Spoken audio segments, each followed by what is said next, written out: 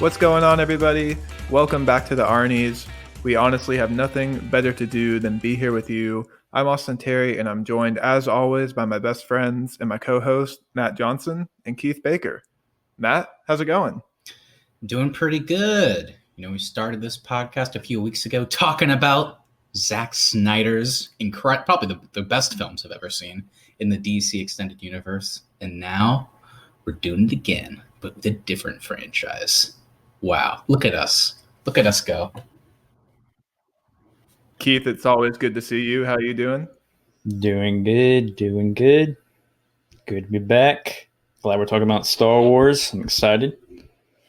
Yeah, you're our resident Star Wars expert, so. Yeah, I wouldn't say expert, but You'll get to answer all our questions.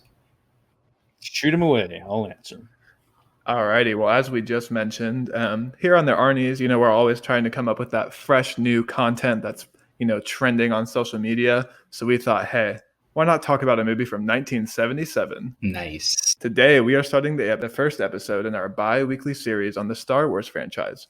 We'll be jumping into the film that started it all. The Phantom Menace. Episode 4, A New Hope. Matt, any thoughts before we get into this film? Not really. Obviously, I think all three of us have a long-lasting relationship with Star Wars.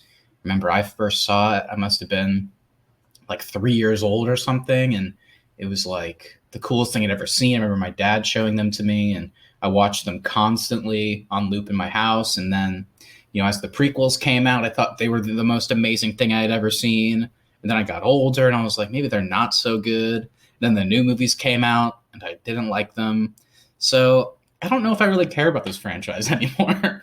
And all I'll say, just to get into it, is, man, watching it this time, really wish Mark Hamill would have taken an acting lesson.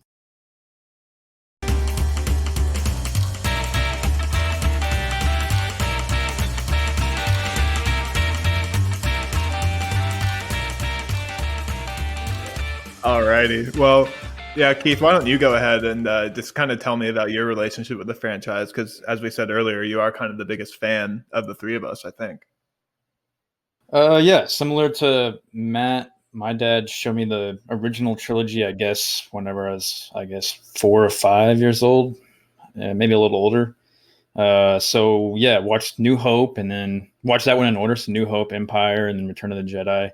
Yeah, became a big fan, bought all the action figures, all the Legos, played all the games, almost all the games.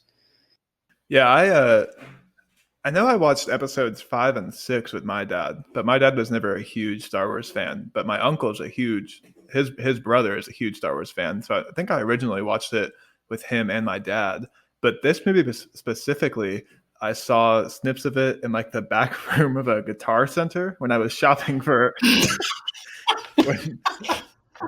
and had to go find a used saxophone. And for some reason, the owner of a Guitar Center had A New Hope on in the back room. And that's where I watched it while my mom haggled on the price for a used saxophone. Which honestly, after rewatching it for this, I think watching it in the back room of a Guitar Center is a much more enjoyable experience. I was going to say probably. At least you can listen to like good music in the background maybe. Whereas here, you get the John Williams score, of course, but everything else, guys, I mean, let's just talk about it. I mean, this movie is one of the most important movies of all time, no doubt. The structure of it, utilizing the hero's journey, starting so many cliches that we see today, great. You can't blame Star Wars as it started it all.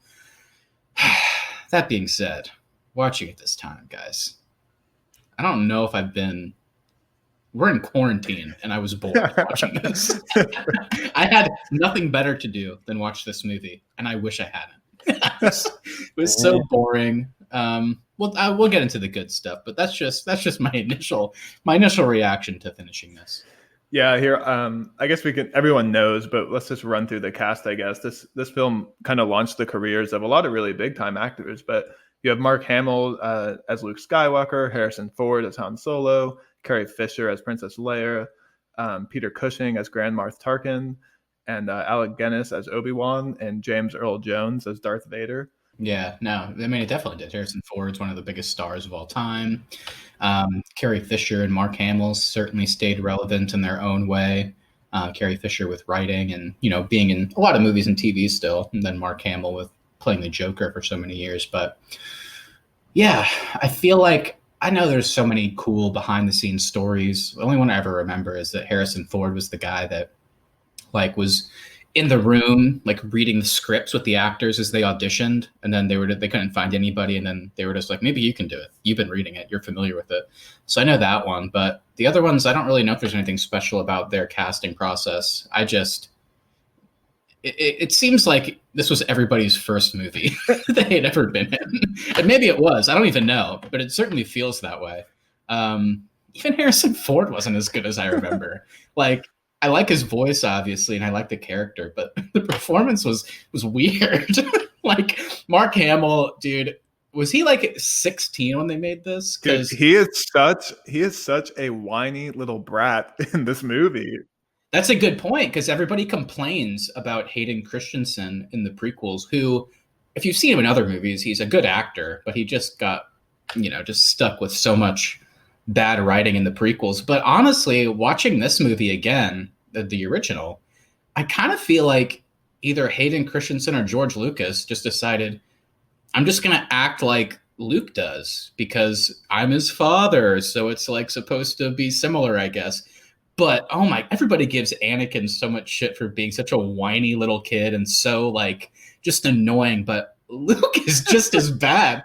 I gotta go into town and get some power converters. I'm never gonna get off this planet. Can I go to the academy now? I don't want to help you with your harvest. I'm supposed to see Biggs. Yeah, he wants to go see his friend Biggs, which is really cool. But then we meet Biggs later, and he's 50. So it's he's like, "How you doing, Luke?"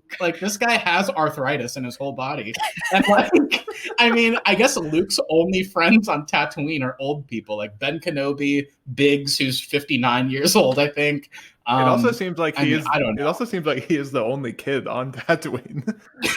Yeah, I think he's the only kid there, and he might be 14 years old. I'm not sure, but based on the way he acts, he might be 14. I don't know, but I'm not a big fan of Luke Skywalker yet. Maybe we'll warm up to him in the next one. Okay, so before we actually get into the actual film, I do want to say, because I didn't know this, but this movie had an $11 million budget, and at the time it released, it made $775 million at the box office.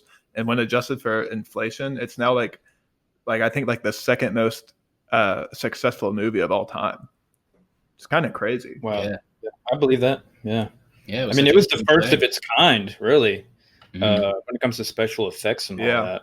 It came out in 1977. I remember when my dad described it when it first came out. I think he was 16, 17. And everybody was blown away by that movie. That was pretty much the first space movie, or at least good space movie for that time. So. Yeah, no, for sure. You had to see it in a theater, basically. Yeah. No, I'm sure it was amazing. It also released to extreme critical praise. Originally, it only released in select theaters, but then after it got so much praise, it went to a wide release. But it was praised for the visuals, launching a whole new world, the storytelling. I guess at the time, the editing in this film was groundbreaking, so it got praised for that. And also the score by John Williams got a lot of praise. But it did get criticized for the dialogue, which I think we can all agree is a very fair criticism. There's so many lines that I just laughed out loud at. Not because they were funny, just because how stupid they were. Yeah. I laughed at every single thing that Luke said because it sounded like a 14-year-old. And yeah, we'll get into some of the good ones later because I did not remember how bad the dialogue is, but I was also laughing out loud unintentionally, but we'll get to that. Okay, so I'll run through the first act here, and then we can kind of jump into our thoughts on it. This movie opens with a world involved in the Galactic Civil War. We're introduced to Princess Leia, whose ship is under attack from Darth Vader. That scene's obviously iconic. She records and stores a message in a droid and also stores schematics for the Death Star that she's trying to get to Ben Kenobi, who's later revealed to be Obi-Wan. R2 and C-3PO escape the ship where they fall to the planet Tatooine and are eventually sold to a young Luke Skywalker and his uncle. Luke finds the message on the droid and decides he needs to find Ben Kenobi. He eventually runs into Obi after being attacked by some Tusken Raiders, and Obi-Wan reveals that he's a Jedi and that Luke's father was also a Jedi. Luke agrees to help Obi-Wan get some transport off-world. However, when they do return to his home, his aunt and uncle have been killed by stormtroopers. Well, not only have they been killed by stormtroopers, they are like, I mean, horrifying. I'm laughing, but it's like, it's horrifying. It's not just like he comes back in and you get that cliche scene where it's like he comes home. The last time they talked, they had an argument and they don't get to say goodbye. He comes back in, he sees his Uncle Lang there with his last breaths. He tells him he loves him. We don't get that. We get Luke just driving immediately back over here in his speeder. And he gets out, sees smoke everywhere. And then what does he see? Well, he sees skeletons. Smoldering skeletons. Like, there's still smoke coming off their bodies. This was just horrifying. But Luke doesn't seem to care that much. Like, he does the kind of like revenge face where he looks down and then he looks back up towards the camera and he looks angry. But then honestly, the second this scene is done, like, he doesn't care anymore. They never talk about it again. And then they even go further than that. Whenever Obi-Wan's like, you're going to have to sell your speeder. And he's like, that's fine. I'm never coming back here anyway. It's like, he doesn't say it's sad. He says it like angsty. It's like, oh man, I guess he didn't love his skeleton uncle and aunt or whatever, but they seem pretty cool to me. Whenever we started this, I wasn't super excited to return to these films because they are so old and I knew the special effects weren't going to hold up. But whenever you do get into that like opening scene of Darth Vader boarding Leia's ship, it actually, except for the gunbusters, it still actually looks really good, which is a credit to George Lucas because a lot of this stuff really does kind of hold up even through, watching it today. Yeah, well, that's something we need to talk about right now as well, probably before we get too far into this, is how did you guys watch this movie? Like, which version? I watched it on Disney Plus, so I guess it's the most recent edit that they've done. Did you guys watch it on Disney Plus, or where'd you watch it? I watched it Disney Plus for me too. But these are the versions, I guess, the most recent edits, which for people that don't know, George Lucas, for whatever reason, is just infamous at this point for, even though these movies have the reputation of being like the best trilogy ever for a lot of people, at least like the best mainstream trilogy for a lot of people, he just insists on changing them over and over again. So he inserts weird stuff. Obviously, we're going to have to talk about the weird Phantom Menace-esque special effects that are in this movie that weren't there originally. And like you said, that opening scene with Darth Vader and Leia, and when he boards her ship, it looks awesome. Yeah, except for the gun blast, but everything looks so cool because it's practical. But oh my God, like whenever they're driving into Mos Eisley and we see all these weird creatures, like straight out of the Phantom Menace, it just looks awful. It looks so bad. I don't know why he insists on changing them. And of course, don't you worry, we're going to be getting to the Han shot first stuff, which in this version is even weirder. But we'll get to that in a little bit. When they enter the cantina, it looks like Comic-Con 1977. Like all these. Yeah, it's weird, man. It's so weird. I don't know what they were thinking with putting all these special effects in here, but it kind of seems like George Lucas just is someone in the industry that people can't say no to. Like, even though all of his ideas post this trilogy are garbage, everyone's just like, sounds great, George, love it. Yeah, dude, the special effects that they added in this movie are so bad. What about when Obi-Wan saves Luke from the Tusken Raiders and he does that scream that sounds like a robot? What was that? What is that? I had forgotten that it was Obi-Wan like doing that disguise. And when I heard that scream, I thought, oh, I don't remember C-3PO dressing up as a Tusken Raider to help Obi-Wan. Yeah. Oh my God. So weird, dude. But I guess as long as he thinks he's making the movies better, more power to him. But I think he may have overstepped a little bit. One thing I did laugh about, though, was Leia's accent. Whenever she's talking to Darth Vader, she had a slight British accent. And I was like, what? She didn't have that in the Empire or Return of the Jedi. She was like, Darth Vader. Does she not have a British accent in the other ones? No. Oh. But then later on, she has that like almost like Valley Girl accent too. Like her accent changes a lot in this film. Dude, there's so many terrible scenes in this. But yeah, her accent was weird because I didn't remember that either. And I was trying to think about like the sequel trilogy. And I haven't seen Empire Return of the Jedi in a while either. So I was like, does she do that? And so, yeah, it kind of slips in and out with the accent. So, but yeah, no, I do love the beginning of this film, though, with in the ship and then C-3PO and R2 going down on the escape pod to Tatooine, and I like that whole sequence and of them getting stolen by the Jawas and then sold to Owen Lars and Luke being a little bitch about everything. He's like, "I'm supposed to go to Taji Station and get the power converters." Yeah.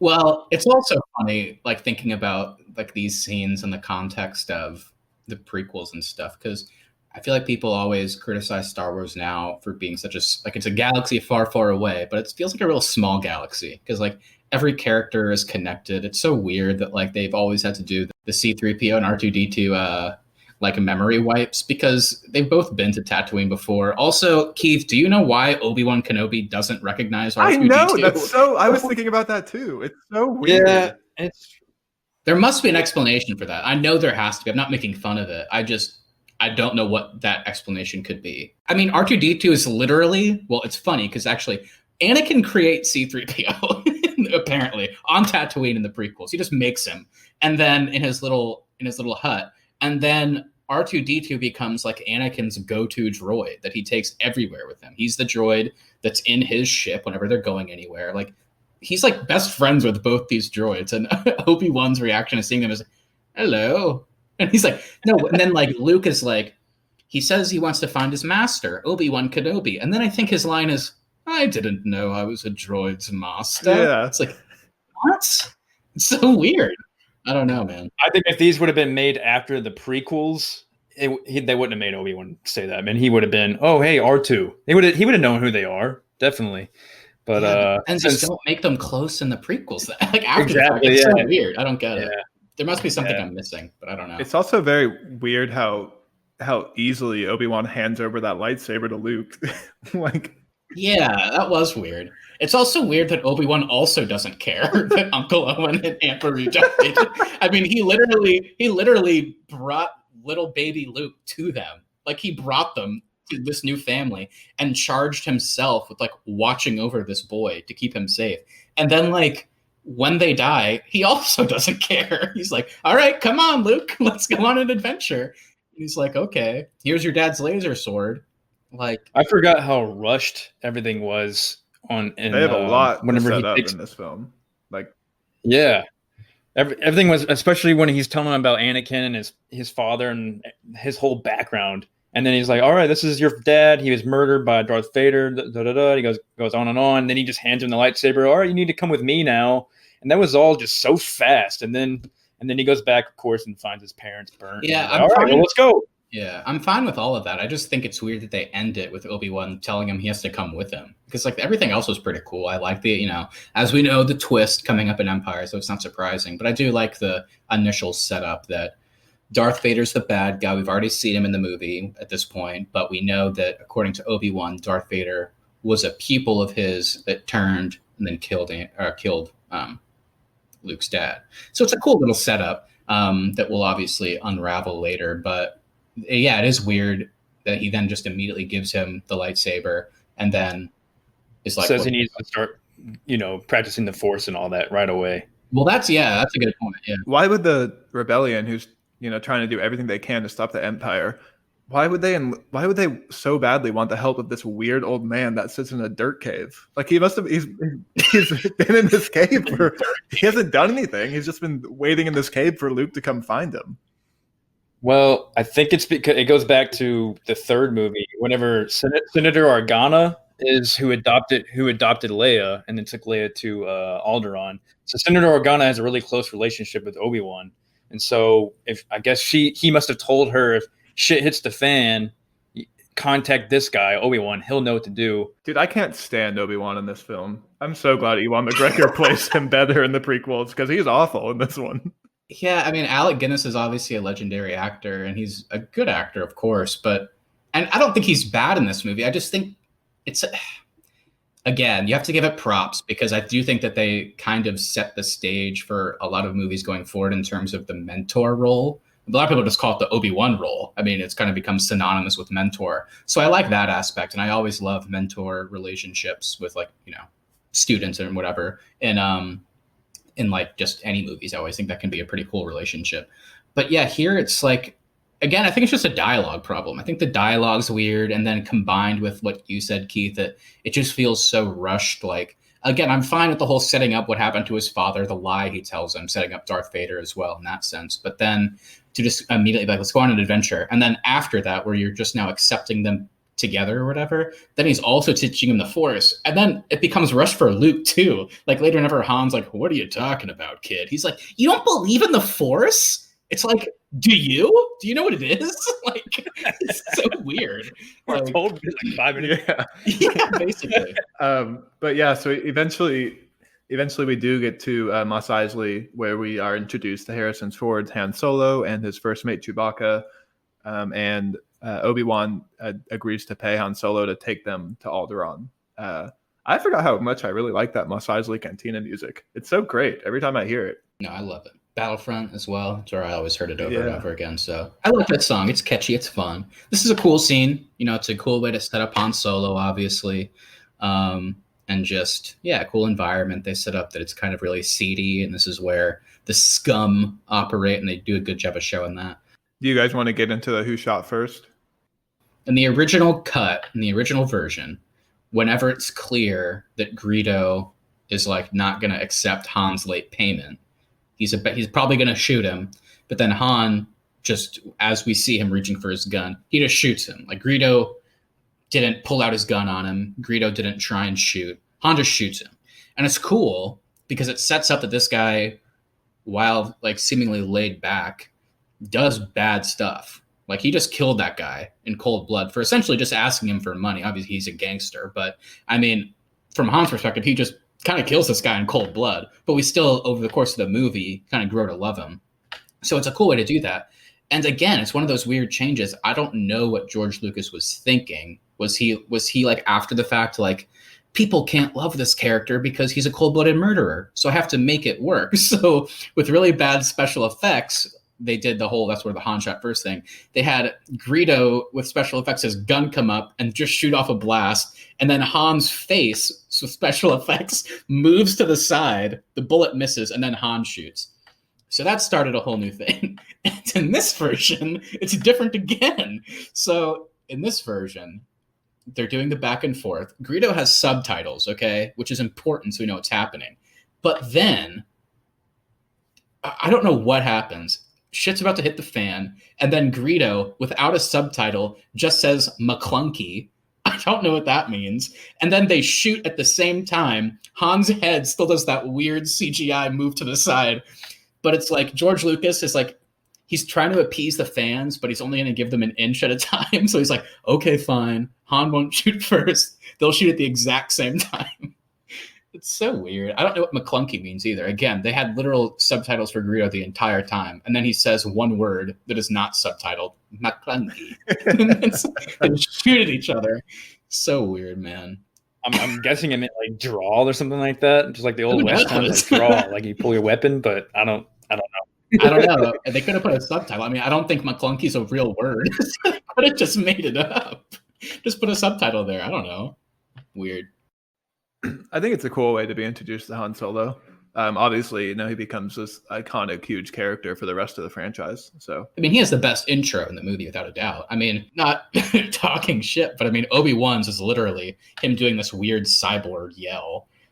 Luke's is just him bitching, and then Leia, while badass, that she's like such like a, I mean, not no pun intended, but that she is a badass. But at the same time, it's like, what accent is she doing? And then, at least with Han Solo, even though you get the really bad CGI stuff, at least it's a cool scene in a vacuum, I guess. Yeah. So eventually, you know, Han does agree to take them to Alderaan, but before they can leave, he has to go meet with Jabba, and you find out he's in debt to Jabba. For this movie being as old as it is, I was actually surprised by how good Jabba the Hutt looks. Well, you should not be surprised because that was added in with CGI in like 1997. Because this scene didn't exist, right, Keith? Obviously, Jabba the Hutt is a character that exists in this world. They mention him, but I don't think we see him until Return of the Jedi, right? Originally? No, I think we see him in the older version, but he does not look like he does in this version. Like it was almost like puppet version, like Yoda is in these older ones. Gotcha. I didn't know this was added in. Yeah, that's why. I guess that's why it looked so good. Well, I Yeah. guess. I mean, I think it looks terrible, but I guess it looks good by like 1997 or whenever they added in standards. But then they also just add in Boba Fett just walks into the screen. Like he's just standing. Yeah. And then there's like two of Greedo's people behind them that look exactly Yeah. like Greedo. Yeah, just a weird scene. And then they added, well, you can tell it's CG because Han is talking to him, but whenever he points at him, his finger isn't quite pointing the right direction. He's like kind of pointing off screen a little bit, like past Jabba. And then he steps behind him. And this scene is baffling to me. He literally steps behind him, and then Jabba just goes, "Ugh!" And I think we're supposed to think that Han stepped on his tail and then walked to the other side of him. And Jabba doesn't do anything. This guy's the worst gangster. He's just like, Han, you're the best. I love you, man. Han's like, give me an extension. He's like, perfect. I'm gonna need 20% though. Han, who's like an employee of this guy's like, 15, Jabba. Don't push it. He's like, okay, 15. And this guy sucks. And he also just killed one of Jabba's goons. Yeah. They just that was just doing his job. So weird. I hate this scene. Yeah, Jabba's a fat piece of shit.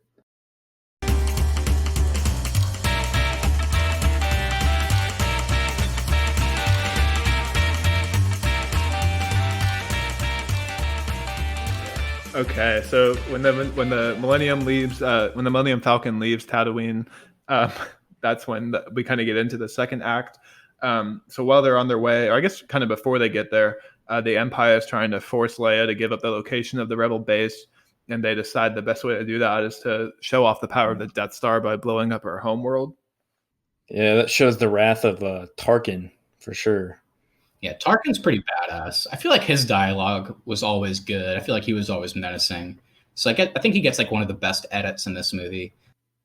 I had forgotten that kind of the first time we really see the Force used in this world is when Vader chokes one of his generals. Yeah, disagreeing with him. But again, also showing how badass Tarkin is. Tarkin tells Vader to stop, and Vader he's not like a he's not like impish about it. He's just like fine, basically. So like Vader listens to Tarkin when he didn't. I mean, he doesn't have to. He could just, run this whole place if he wanted to, like take it by force.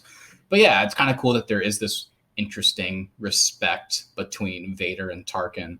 And yeah, Tarkin in this scene, this is kind of his big scene, asking where the Rebel base is. She gives it up, says Dantooine, and then blows up the entire planet anyway. Pretty intense. Obviously, it really quickly sets up how villainous these people are, and also importantly shows us that the Death Star isn't just like a base. It's not just like their hideout. It's also this planet-killing weapon, which is insane. So definitely gives us some good stakes here. Yeah, and a really great way to establish how far the Empire is willing to go to quash the rebellion. Yeah, exactly. Literally, she gave him, and they find out later that she lied about the information. But either way, they didn't know that at the time because Tarkin is surprised later when he finds out that she lied. But so at that moment, he thinks she's telling the truth, but still to hurt her, he's willing to kill, as Obi-Wan says, at millions, because he says millions of voices have disappeared or whatever. So he just murders millions of people in an instant. So yeah, the Empire certainly doesn't have issues with going far to win. So while this is going on, the Millennium Falcon is in light speed, and Luke's doing a little bit of Jedi training, but then at the same time, it's complaining to Han about the ship not going fast enough. Come on, can this thing go any faster? And then Han's like, shut up, this ain't Dustin Crops, boy. Yeah. Well, I also like this scene too because Han literally walks in and he goes, "We're going to be at Alderaan in 0200 hours." And then the scene ends like a minute later and he's like, "I guess we're here." It's like, I get you're moving at light speed, so obviously, you're going to get places quick. But then why did we even walk down here to lounge around and hang out? It's like, it took them a minute to get there. And then this is also the scene, we mentioned earlier, where Luke apparently just is best friends with Ben already, and he's also like the number one fan of the Force, even though he doesn't know what it is. Like, you don't believe in the Force, Han? Are you serious? It's like so weird. And then just learned about the Force 45 minutes before he got on this ship. Yeah, basically. We do get some cool lines between Obi-Wan and Luke, though. Obi-Wan, whenever Luke is able to, while blinded, block all the blasts from the training droid. We do get Obi-Wan saying, these are your first steps into like a bigger world or whatever he says, which obviously is a line echoed in the sequel trilogy with Rey and stuff like that. So there's some cool connecting tissue here. But again, I think the thing that ruins it is the Luke's belief in the Force, apparently. Well, yeah. So this is my favorite scene. I think when the Millennium Falcon like arrives in the debris of Alderaan, and that kind of lone TIE fighter shows up, and they can't understand how the TIE fighter like this far out in space, and then they see what they think is a moon, but as they get closer, they realize it's the Death Star. I think that scene is really like it's just establishes how imposing the Death Star really is, and I think it's really well done in this film. Yeah, I like it too. I like that Han is at first cocky, and he's like, nah, it's just a moon. And then as they get closer, Obi-Wan's like, we should turn back. And then even Han's like, yeah, I think you're right. This is scary. I thought that was kind of a cool, like, quick character turn, showing that he's not completely. How does the Millennium Falcon get captured? Does it get stuck in the Death Star's orbit, or does the Death Star itself pull it in? It's the Death Star pulls it in with this. I can't remember what it's called. The tractor beam. Yeah, the tractor beam. Yeah. Yeah, which I didn't remember, but I mean, that becomes Obi-Wan's entire, basically, mission. The rest of the movie, to turn off the tractor beam. Yeah, right. Yeah, exactly. Which he does. So eventually, they do sneak up after their ship gets captured. They're able to kind of sneak aboard, and Luke eventually realizes that Leia is being held captive on the Death Star, and so Luke, Han, and Chewie agree to split up from Obi-Wan, and they go try to save Leia. Well, yeah, but of course, right as they split up, we get the iconic line from Obi-Wan, "May the Force be with you." And Luke's like, dude, it's been with me my entire life. I'm the biggest fan of the Force. I love it. What are you talking about?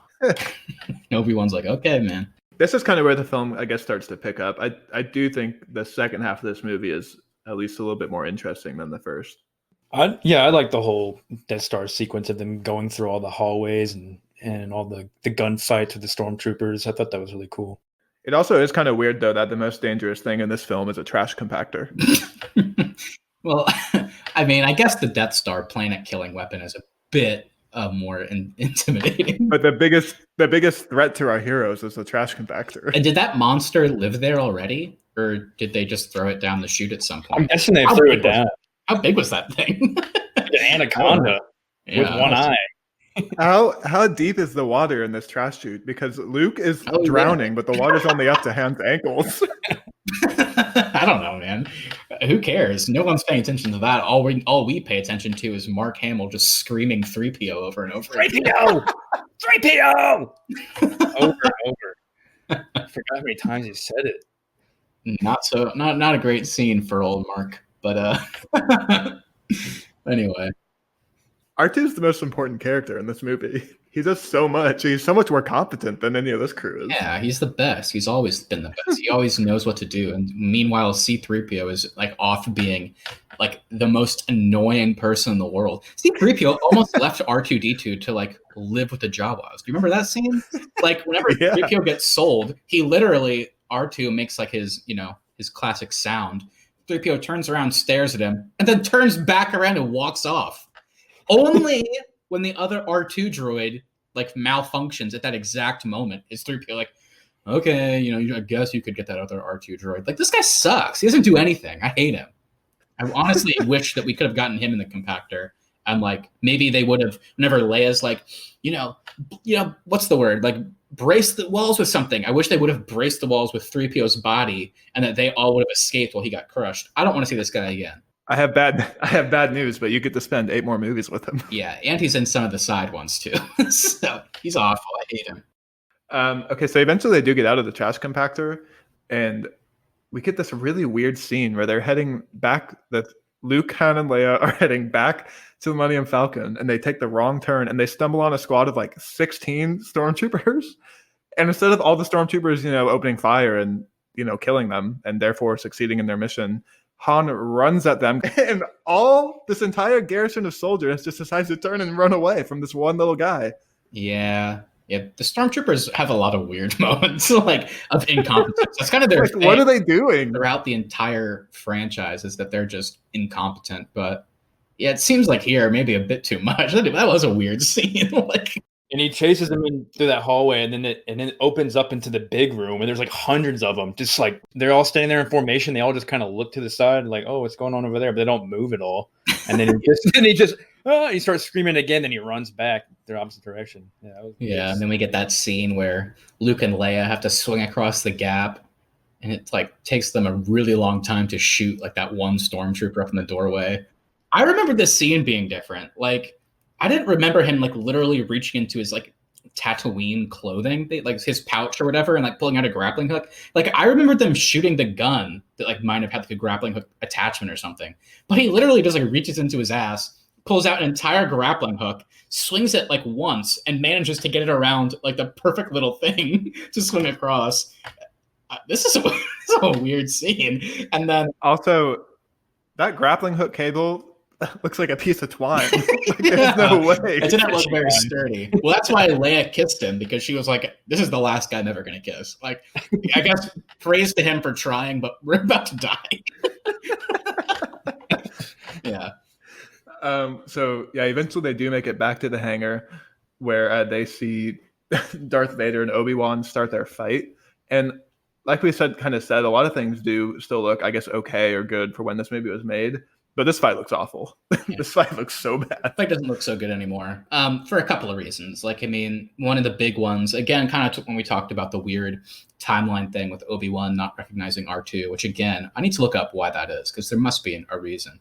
But here, it's one of those things like, we know how the characters moved in the prequels, like how choreographed those fights were. And here, it's like, I get that they're older, but it does still seem like too slow. And I know that, you know, a lot of the Star Wars stuff was based on old samurai stories. So I think they are kind of going for that, like kind of how they're both holding the lightsaber with two hands, kind of holding it forward instead of like up and just swinging like all the times, like they're only trying to go for killing blow. I don't know how it works, but so I get that. But in terms of enjoying watching it now, you know, it's kind of gone, that enjoyment, because I think like the lightsaber fight against Darth Maul and the Phantom Menace is one of the best in the series, and even the ones in the sequel trilogy are way better.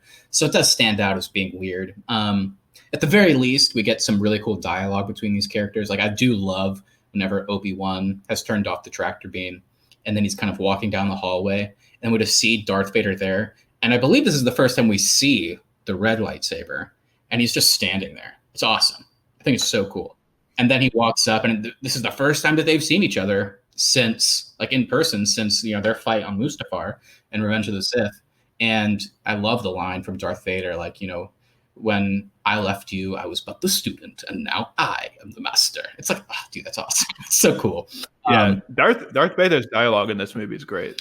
I don't think he has any bad lines. Well, you see, I do think he has bad lines, but James Earl Jones just has the best voice of all time. So I think even when he does have stupid lines, it just is still so awesome. Like, he kind of transcends a lot of the bad dialogue here, I feel like. Yeah, so at least we have that amazing exchange before they fight. The actual fight is dumb. And then even dumber is whenever Luke runs into the room and sees him, he goes, Ben? And he just runs over and just stands there. He stands there, not behind cover, just standing in the open. So, like, shockingly enough, he's got like a weird like smile on his face too, where he's like, "It's so good to see you, Ben."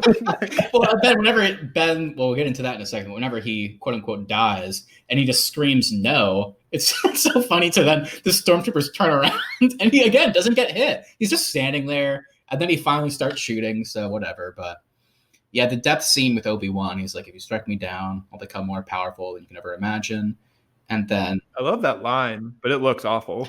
Well, it's kind of just weirdly shot, I feel like, because he sees Luke, like, while I think he's like holding a block, and he like looks over and sees Luke, and then he just stops, and there's like a weird pause, which I didn't remember this. There's like a pause there, and then he does the lightsaber, pulling it up like in front of him. And then Darth Vader swipes at him and he disappears.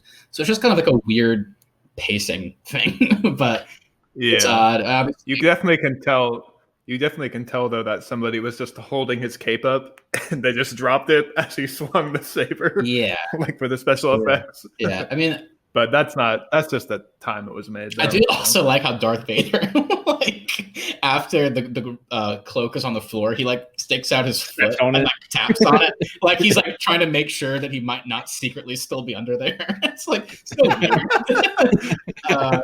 And then after that, at least Obi-Wan got the tractor beam down, so then they're able to escape from that point. Yeah, so they eventually take off in the Falcon, and the culmination of Act 2 kind of ends in this space battle as they're trying to escape. And we get this, like, a very giddy Luke. He's on the Gatling gun of the Millennium Falcon. I do like that. I like that scene. That's like the one time You do? The one time I do like the giddy, like, Mark Hamill performance. And then it's even better because Han has like another great line back at him where he's telling him not to get cocky. Love that. I love that exchange. It's literally, I think, the only time I like giddy Luke. I find it so weird. And thank God, I mean, future spoilers, I guess, but unless I'm just completely misremembering it, but Luke isn't like this in the next 2 movies. I'm pretty sure. I'm hoping. If he is, I don't know if I can get through it. I know definitely Return of the Jedi he's not, but if he's like this in Empire, I don't know. No, he's not. Okay. Or at least not as much. Yeah. We'll see what happens.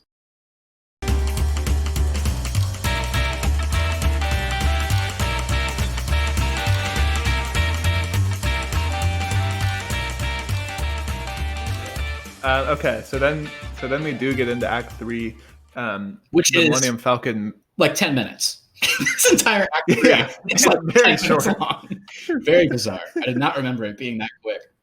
But they do make it to the base on Yavin 4. Mm-hmm. However, we do find out that the Empire let them go so they could track their ship. Mm-hmm. And the rebels eventually decipher the plans, and they come up with this, or they decipher the schematics, and they come up with this plan to destroy the Death Star. And they begin to launch their attack. Han takes his payment and leaves, even though Luke like weirdly begs his new best friend to stay, even though they haven't liked each other the whole movie. I mean, it's a cool exchange, I guess, from the perspective that Han only cares about the payment, and he's just, he's a smuggler. That's all he cares about. And I do like that. It seems like he's just going to leave. But then it's weird because Luke is so hurt. But then even weirder that then Han is like, Luke, may the Force be with you. And then Luke just looks like he just smelled the worst thing he's ever smelled. He doesn't even kind of smile or like say anything. He just has the biggest scowl on his face and then just walks away. So another kind of odd scene. I guess he thought Han was being sarcastic when he said that. Maybe. Oh, Force, but maybe. I hope he was being sarcastic. No, I don't think he was, but maybe Luke thought that. I think Luke interpreted it that way, but I don't think Han wasn't being sarcastic though. Oh, okay. I think I would have liked it more if Han was being sarcastic. Hey, Luke, may the Force be with you, little bitch. And then it's okay that scene was a little bit weird for us because, you know what they say. When one door closes, another one opens. When one best friend named Han Solo leaves you, you get another best friend. And that best friend, baby, is Biggs. The 59-year-old man that has been Luke's best friend since, I don't know, like maybe since Luke was a little baby, like this guy like was like the 35-year-old like sand gardener that like just like pushed sand around outside their house or something. Dude, this guy's old. He has like a porn stash. Like this guy, I mean, the weird thing is when you pair these guys as friends, if like Harrison Ford had played Luke Skywalker, it would look totally normal. Mark Hamill looks like a child. So to see this grown man like, hey buddy, how are you? You made it. It's like, it's just so. When did Luke find time to learn how to fly too? He was going to the academy, or at least he was about to go to the academy to become a pilot. And that's how he. Yeah, to learn how to fly a ship. He's not going there as an expert fighter pilot. Well, he flew. There's a little bit of background where he flew certain kinds of ships on Tatooine. Like if you call, he has one callback to like when they're going through the Death Star there with Biggs, and he's like, I can do it. It's just like Beggar's Canyon, and it's because he used to fly all through the canyons there in Tatooine. Yeah, at least with Anakin, they give us the badass pod race. So whenever later in the movie, I know people make fun of that whenever Anakin starts flying in Phantom Menace and like ends up destroying the Separatist stuff. But it's kind of cool because we know he's just a kid but a badass pilot. Whereas you're right, Luke's only like background is, remember Beggar's Canyon, Old Man Biggs? And he's like, yeah, Luke. And then like he like kind of rubs his hands because like he has arthritis. So so it is what it is, man. So the rebels do start their attack on the Death Star just as the Death Star is powering up to destroy Yavin 4. So now we start a race against time to see who's going to destroy the Death Star, or is Yavin 4 going to get blown up? It's a good intro into the Rogue team, that's for sure. You get to meet all the classic Rogue guys, and you meet Wedge. Remember Wedge in TAs? In TAs? Or in Antilles. Antilles. I like how you knew how to say it. But you said it so weird the first time. MTAs. And Wedge is, at least at the beginning of the movie, he's, I guess, I don't know if owner. I don't know any of these names. Yeah. So good job on Yuki, because I don't know any of these. They set up that Wedge is like, I guess, the owner or whatever of C-3PO and R2. So I guess they're just calling back. I don't know. You could tell me that Wedge is a Death Star general, and I'd believe you. So, but unfortunately, Keith, we're not getting any more Biggs, are we? No, Biggs sadly passes on. I mean, talk about sad. I mean, think about it from Luke's perspective. He just lost he lost 3 best friends today. He lost Ben Kenobi, his best friend in the entire world, like the guy that taught him the Force, that changed his life in the course of. Gave him one training lesson. Yeah, he trained, it like changed his life for the course of 10 minutes. Also, speaking of that, people give Rey shit in the sequel trilogy for like being a Mary Sue who like is already a badass and knows how to do everything. Luke blocked 3 lasers from a training droid. That was his training, and he's like, after failing twice. Yeah, he sucks. He's literally the worst. So he lost that best friend. And then he loses his other best friend, Han Solo, whenever he decides to leave him and not like help in the fight. And then, can you believe it? He loses, like, honestly, his biggest best friend, his Biggs-esque best friend, you might say, the character of Biggs, who's been his best friend since, I guess, the last, however old Luke is, 18. They've been best friends for the last 18 years. Whenever Biggs was 33. Honestly, it's tragic. I'll never forget it. And they've been best friends since Big was 33 and Padme was pregnant with Luke. Yeah. Well, Biggs was actually Padme's best friend from whenever they were kids. That's kind of how they came into each other's lives. Yeah. Okay.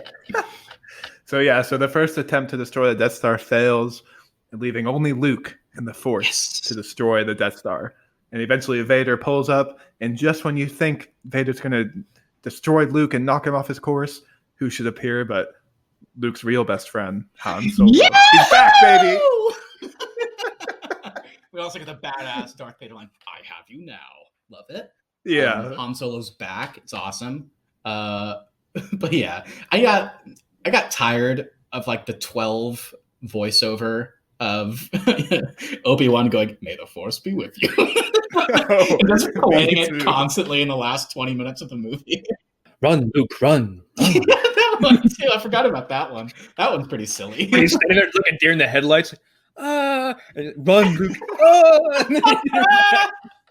Why did he have to turn off his targeting system to use the Force? Well, he had to. Well, because he turned off his targeting system earlier, his eyes, and that allowed him to block those 3 laser blasts. Remember? He's not trying to block anything. Well, that was how he used the Force earlier. That's how he became such a big fan. That's whenever he knew it was real. And it was his favorite thing in the world. Honestly, you could probably argue the Force is Luke's 4th best friend. And we get to see it in action here. He turns off his targeting system so that he can be one with the Force. He doesn't need his senses. And he just nails it. He nails it, guys. Good for him. Alrighty. Well, yes, the Death Star does blow up.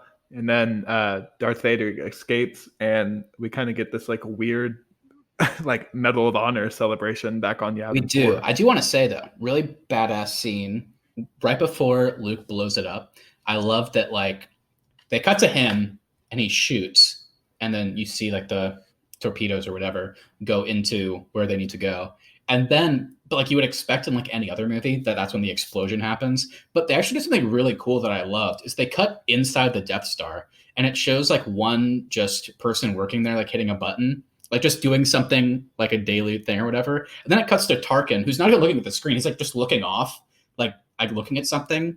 Like they have no idea what's about to happen. And then they just explode. It's really cool because it's kind of like what they did to Alderaan. I mean, in an instant, they destroyed a planet and like it kind of shows that they're just going about their trying to live. They're just going about their thing and then they just explode. It's pretty cool. Well, this movie was praised for its editing. The editing was considered groundbreaking at the time. Well, there you go. Sounds like that worked for you. Good job. Yeah. Wow. Love it. Love it. Love it. Any thoughts on this weird award ceremony? I do have some thoughts on it because this is the best part of the movie. This is what I was referencing earlier. This was the part that made me laugh so hard that I had to rewind to make sure that like I actually heard what happened. So here's what happens. Luke comes back to base. He's the hero. He's the one that destroyed the Death Star. He's getting all this like, good job, Luke. Everybody's there waiting for him. It's great. He's climbing out. He's all dirty. He's all sweaty. It's exciting. And then I can't remember the order of things. I think Leia comes over first and they hug and like, it's like, cool, we did it. Great. And then here's where things start to get weird. Han runs over. Great. You see him in the background running. It's like, oh, this is it. A friend. They're back together. They're back. And they like embrace, but they kind of miss each other a little bit. So like it's kind of like they both don't know that they're gonna hug, like the actors that don't know. So they kind of like half hug, but they miss each other a little bit. And then Luke, oh my God, Mark Hamill, of course. I think Han says like, "You did it, kid," and then Luke's like, "I hoped you'd come back. I knew you would." And that's how he says it too. He's like, "I knew you'd come back." And then Leia, who's just standing there, completely drops her accent and just goes, "I knew he cared more about money." Yeah. The weirdest back and forth, dude. I was laughing just like I was in Batman v Superman. Like, they call you Wally, right? You're the boss. It was like that. He's like, I knew you'd come back. I knew he cared more about money.